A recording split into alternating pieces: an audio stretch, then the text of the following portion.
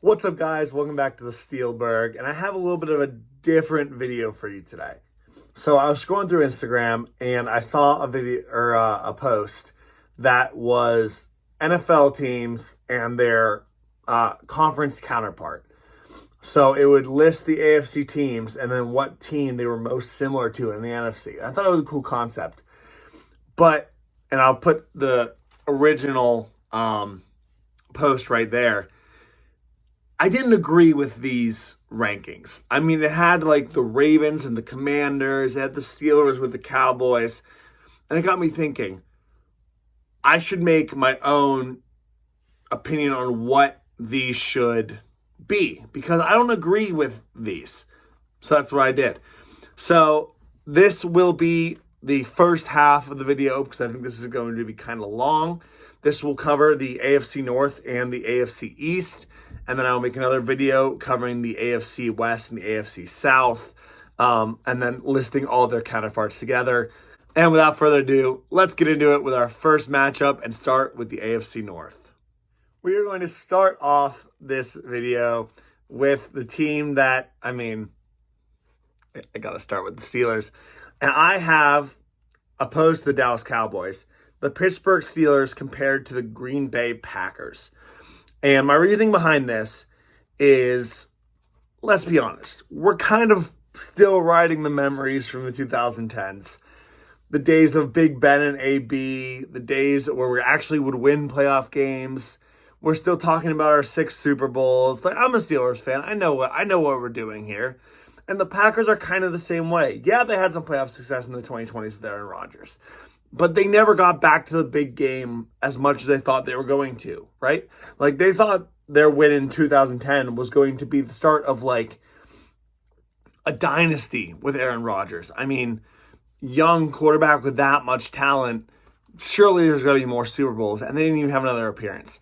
So both of these teams are kind of living off that former glory and living off a Hall of Fame quarterback. And yeah, the Packers do have Love now, but Love isn't Aaron Rodgers. And he's very good and is continuing to grow as a young quarterback.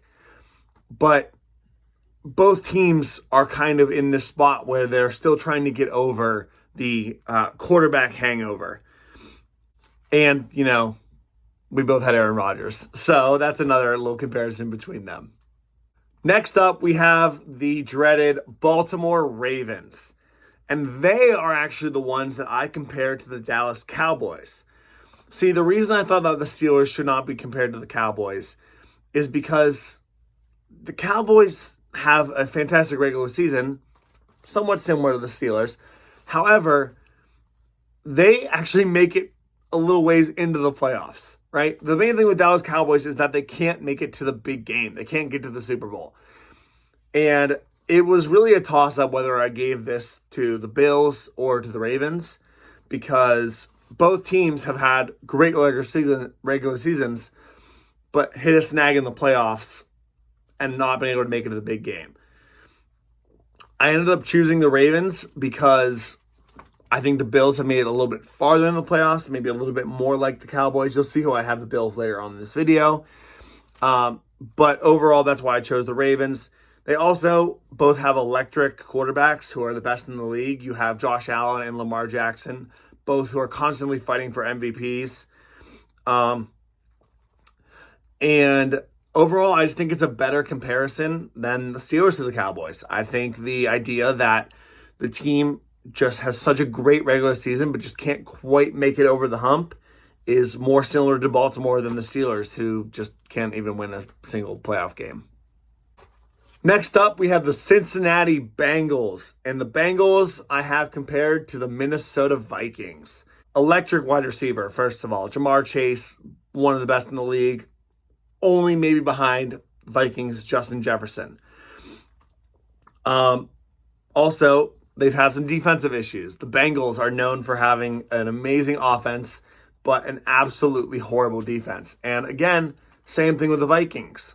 Now, it wasn't nearly as bad as the Bengals was last season, but they had one of the worst secondaries in the league, and a lot of the slack they took during the draft was because they hadn't taken a secondary. They didn't take a corner or a safety the entire draft. And they got a lot of slack for that.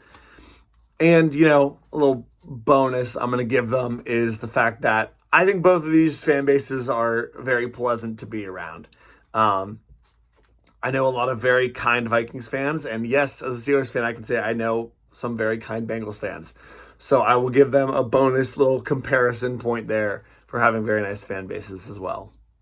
And wrapping up the AFC North, we have the Cleveland Browns. Now, they are going to be matched up with the New York Giants. And Browns fans, I don't want you to be too mad at me. I know the Giants are completely poverty, and the Browns have at least made the playoffs in the past couple of years. But so have the Giants.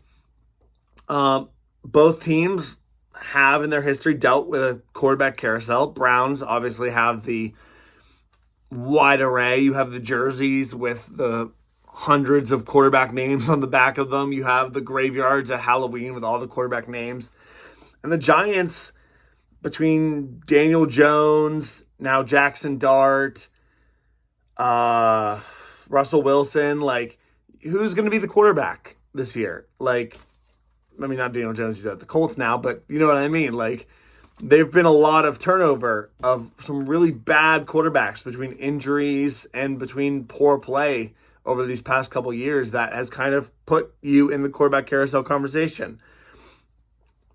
And in the years when you did make the playoffs, there was some carry job by the running backs, being Nick Chubb having one of the best seasons of his career in Cleveland, and Saquon Barkley in New York, basically dragging that New York football team to a playoff spot in Dable's only playoff appearance. So I think it's a pretty solid comparison. Now on to the AFC East. Starting with the one I teased earlier, we have the Buffalo Bills. And the Bills, again, I talked about how I could have potentially compared them to the Cowboys, but I went with the Detroit Lions. So this is why I chose that. So first of all, I think both of these teams have a really, really fun offense to watch. Josh Allen basically makes that offense entertaining on his own. The way he plays, I compared him to Lamar Jackson earlier. He's one of the best quarterbacks in the league, and he makes it so fun to see. He can turn a third-string wide receiver on any other team into a Pro Bowler, just the way he runs his team. I mean, you saw how he went with Gabe Davis in that season where, what's that game? He had 4 touchdowns in that playoff game against the Chiefs, and he hasn't done anything since he left the Bills. It's just the Josh Allen effect. And then obviously with the Lions, you have Jared Goff, you have Amon-Ra St. Brown, you have Jahmyr Gibbs. You have all these guys who are so fun to watch, and it's such a young team for the most part that the comparisons are there for sure. They also are both fairly new to the Super Bowl competitiveness of the league. Lions obviously were so bad for so many years until recently with Dan Campbell. They've been able to put themselves in contention and make the playoffs consistently. And a lot of people forget that the Bills were also really bad for a lot of years. In the early 2000s or early 2010s, the Bills were bottom of the AFC East. And while they've been better for longer than the Lions have, they still have had a history of really, really struggling before they got into the point where they're at now, where they are actually competing for a Super Bowl, just like the Lions. Up next, we have the New York Jets. And the Jets I have compared to the Chicago Bears. Now, the Jets and Bears, I went a little bit more historical with their comparison, as in to the 2010s, 2000s, kind of like what I did with the Lions, and that they generally had similar times in the 2010s. Both teams were pretty bad with very few playoff experiences. The Jets obviously had the 2010 playoff run where they lost in the AFC Championship to the Pittsburgh Steelers. And the Bears had a couple wild card experiences, couple playoff games. But neither team's really made a big push in the past years to really make the playoffs. And they're both kind of in the limbo point where they're both hoping that they can get over that hump and make the next playoff spot. Bears, obviously, with Caleb Williams, and the Jets with Justin Fields. Both, obviously, having Justin Fields on their team at some point there. And how can I forget, they also have very memeable moments, both of these teams, between the Jets' butt fumble and the Bears' double doink. Maybe the two most memed teams of the 2010s. It's really hard for me to not compare the two in that way. So Jets and Bears, one and the same. Next up, we have the New England Patriots, and their comparison is the 49ers. So, 49ers, only other team to have 6 Super Bowls for a long time until the New England Patriots came in and did that as well with Sir Thomas Brady. Brady, obviously, himself having 7 Super Bowls, with having 6 with the Patriots. Now, they joined the Steelers as the only 2 teams with 6 Super Bowls. They are 2 of the best teams in history for that very reason. And they're both trying to get back to where they were. Patriots have struggled a lot since Brady left, have not made the playoffs since Brady left.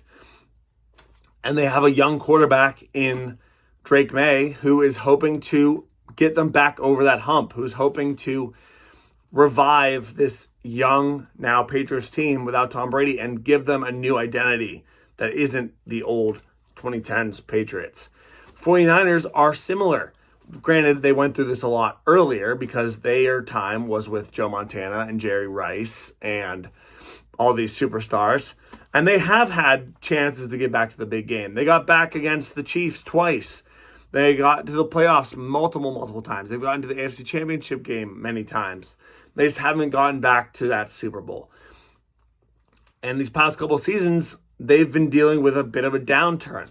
Last year, they finished 4th in their division. This year, they're projected to do better, but it depends on the health of their players. They also have a young quarterback in Brock Purdy who has been working hard to try and get them back to a Super Bowl win. Try to break that drought of wins. Try to get them to be the first team to get to 7. Just as the Patriots are trying hard to get back into contention. So both these teams with a very, very storied history. And wrapping up the AFC East and wrapping up this video, we have the Miami Dolphins. The Dolphins I have compared to the Seattle Seahawks. So, first of all, both of these teams always tend to assume they have a better team than they actually will. They're always the Super Bowl aspirations that never quite come to fruition. I mean, when's the last time the Dolphins have made it past the first or second round of the playoffs? Not often. Same can be said with the Seahawks. Ever since the Legion of Boom, Seahawks haven't really come anywhere close to the glory that they are touted to be. They're always kind of middle of the pack teams. Like, are they going to make the Super Bowl? No. But are they going to get the first overall pick? No. They're both just kind of there. They're not going to finish last in their division. They're not going to finish first in their division. They're probably just going to be there. They're both kind of overshadowed by the better teams. The Seahawks, you have the Rams, you have the 49ers some years. Dolphins, you had the Patriots for so long, and now you have the Bills, who are going to be hard to pass up. So these comparisons between these teams is just that these two teams are just kind of mid, and that's the best comparison I can make between them. And that is going to wrap up the first half of this video. Again, I will be doing AFC South and AFC West in another video after this. I hope you enjoyed. Let me know what you agreed and didn't agree with these comparisons. Some of them, especially towards the end, I kind of just went through the best comparisons first and then did my best with the ones that were left. So if you don't like them, please let me know what you would change. I'd love to hear your feedback. I respond to every comment I get. So let me know in the comments below. That is all I have for you in this one. I will be making another video also talking about the Steelers preseason game tonight, as well as the training camp this past week. Have a good morning, evening, afternoon, night, everybody. Goodbye again. from the Steelburgh.